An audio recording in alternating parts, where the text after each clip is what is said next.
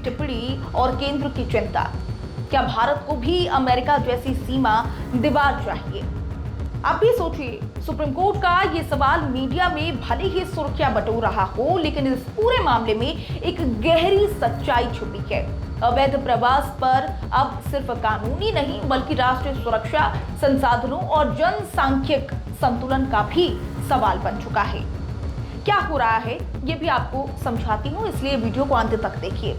एक याचिका में दावा किया गया है कि बंगाली भाषी प्रवासी मजदूरों को अवैध बांग्लादेशी मानकर हिरासत में लिया जा रहा और उन्हें जबरन बॉर्डर पार भेजा जा रहा। लेकिन सवाल सिर्फ भाषा का नहीं, सवाल इससे कहीं दूर है, बल्कि ये पहचान और राष्ट्रीय अखंडता का भी सवाल है। केंद्र सरकार ने अदालत में साफ कहा है, साफ टिप्पणी में केंद्र सरकार की तरफ से कहा गया है कि हम ये सुनिश्चित करने की कोशिश कर रहे हैं कि जो वास्तव में विदेशी है वो देश में अवैध रूप से ना रहे और हमारे संसाधनों का दोहन ना करे, गलत इस्तेमाल ना करे। सरकार की चिंता भी जायज है, क्योंकि सरकार चिंता नहीं करेगी तो चीजें बिगड़ती चली जाएंगी। सरकार की ओर से सॉलिसिटर जनरल तुषार मेहता ने जोर देकर इस पर टिप्पणी दी। उन्होंने कहा कि कोई भी व्यक्तिगत शिकायतकर्ता सामने नहीं आया है, सिर्फ संस्थाएं आरोप लगा रही हैं। कई राज्य सरकारें इस मुद्दे पर राजनीति भी कर रही हैं और अवैध प्रवासियों को वोट बैंक के तौर पर भी देख रही हैं।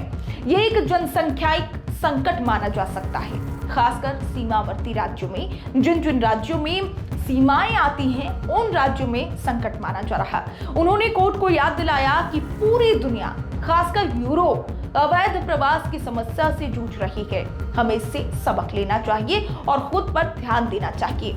क्या बॉर्डर वॉल की जरूरत है? ये भी बड़ा सवाल इस पूरे मामले को लेकर के उठ रहा है। जब जस्टिस बागची ने पूछा कि क्या आप अमेरिका की तरह सीमा पर दीवार बनाना चाहते हैं, तो महतो की तरफ से जवाब आया। उन्होंने साफ शब्दों में कहा कि बिल्कुल भी नहीं, लेकिन हमें अपनी सीमाओं की रक्षा करनी चाहिए। हमें दीवार तो नहीं बनानी चाहिए, लेकिन रक्षा जरूर करना चाहिए। और हमें ये जानने का अधिकार भी है कि कौन हमारा नागरिक है और कौन नहीं है। ये बात शायद कड़वी लगे, लेकिन क्या ये सच नहीं कि बहुत से लोग अवैध रूप से भारत में रह रहे हैं, बिना किसी दस्तावेज के, बिना किसी नागरिकता के, लेकिन अधिकारों की मांग के साथ। मांग तो करते हैं अधिकारों की, लेकिन बिना किसी दस्तावेज के। भाषा, नागरिकता जरूरी नहीं, ये आपको भी सोचना चाहिए, क्योंकि सुप्रीम कोर्ट ने यह भी कहा कि बंगाली और पंजाबी भाषी लोग भारत और पड़ोसी देशों में सांस्कृतिक रूप से एक जैसे हैं। लेकिन क्या सिर्फ भाषा बोलना किसी की भारतीय नागरिकता साबित कर देता है? बिल्कुल भी नहीं। मैं आपको बताऊंगी इस वीडियो में। सरकार का पक्ष यही है कि भाषा आधार नहीं हो सकता है। नागरिकता तय होती है दस्तावेजों से, यानी कि डॉक्यूमेंट से, और वैध प्रक्रियाओं से, यानी कि प्रोसेस से। राष्ट्रीय सुरक्षा बनाम मानवीय पहलू, अब इसको भी मैं समझाती हूँ। दरअसल प्रशांत भूषण जैसे वरिष्ठ वकीलों ने कुछ गंभीर आरोप यहाँ पर लगाए थे, जैसे कि गर्भवती महिला को जबरन बांग्लादेश भेजा गया। वही बीएसएफ और बांग्लादेशी गार्ड कथित तौर पर धमकाते हैं। जो गार्ड हैं बांग्लादेशी, वो भी धमकाते हैं कि भागो नहीं तो गोली मार देंगे। इन घटनाओं की जांच बेहद ही जरूरी है, लेकिन क्या ऐसे उदाहरण के दम पर सरकार की पूरी नीति को गलत ठहराया जा सकता है? ये सवाल आपके लिए भी सोचिए और जवाब दीजिए। सरकार क्यों चिंतित है, ये समझाती हूं मैं पहले। भारत की सीमाएं लंबी हैं, पेचीदा हैं और कई जगहों पर बिल्कुल खुली हुई है। हर दिन सैकड़ों लोग बिना किसी वैध कागजात, यानी कि प्रूफ डॉक्यूमेंट के प्रवेश करने की कोशिश करते हैं और कई राज्यों में पहचान करना मुश्किल हो जाता है, खासकर जब भाषा और संस्कृति बिल्कुल मिलती जुलती हो तो यहाँ पर पहचान करना मुश्किल हो जाता है।